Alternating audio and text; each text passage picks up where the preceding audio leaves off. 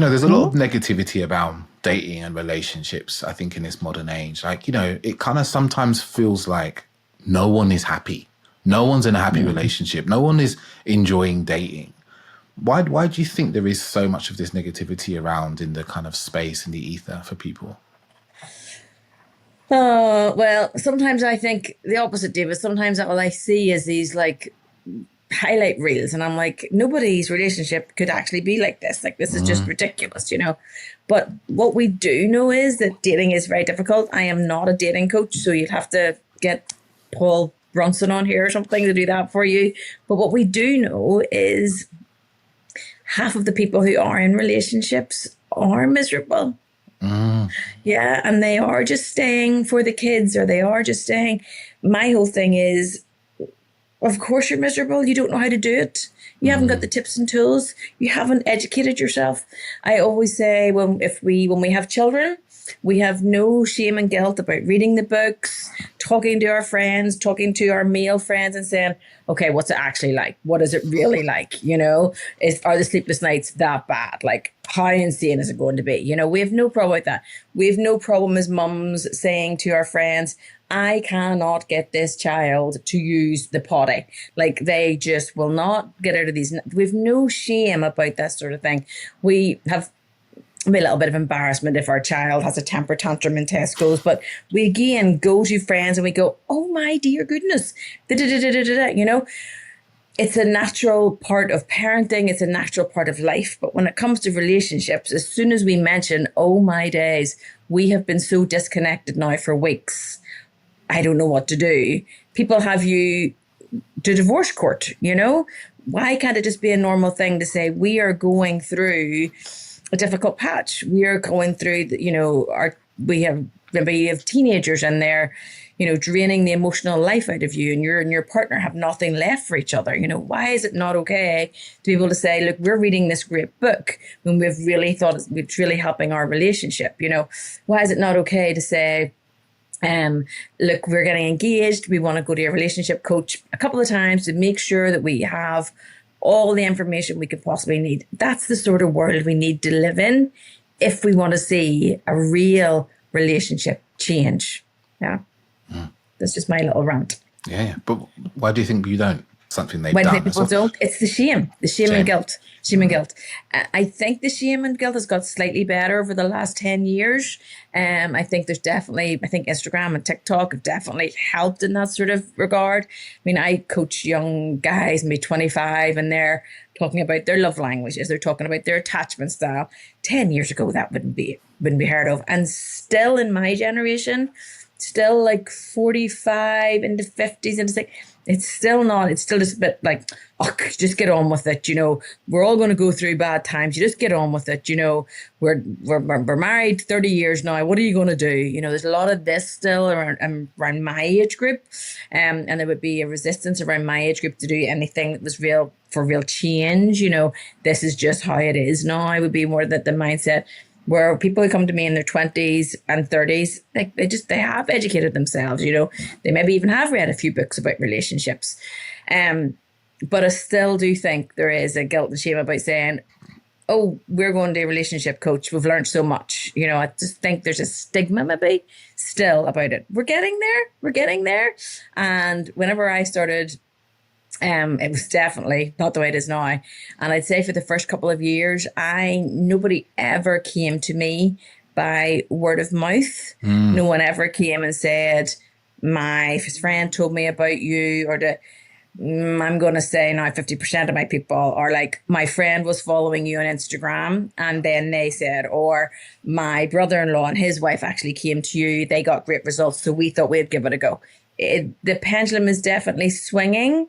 And I do think shows like, Married at First Sight and, Celebrities Go Dating, I do think they are normalizing it, which is great. Yeah. Yeah.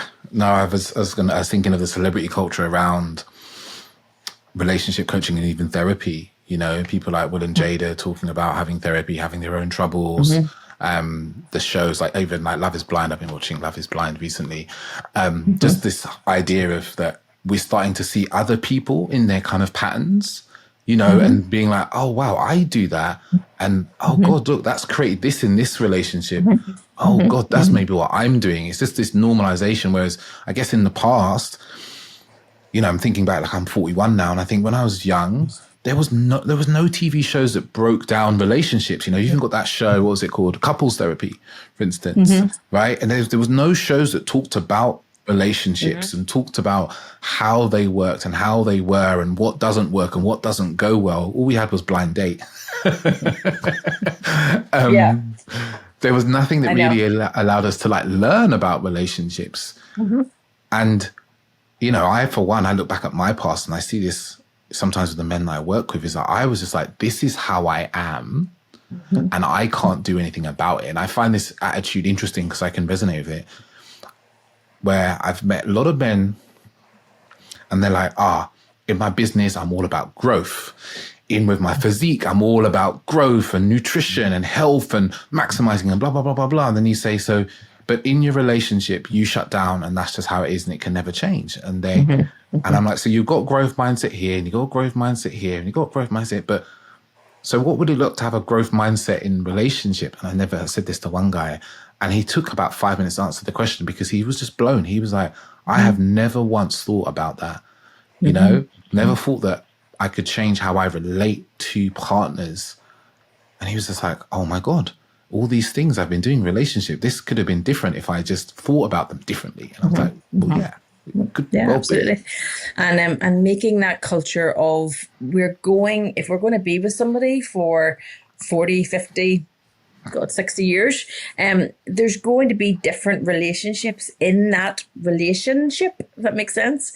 So maybe you have kids, maybe you don't have kids, maybe you start a business, maybe you're a stay-home mum for a while, maybe you're a stay-home dad for a while, maybe you're both self-employed, maybe there's going to be so many outside changes.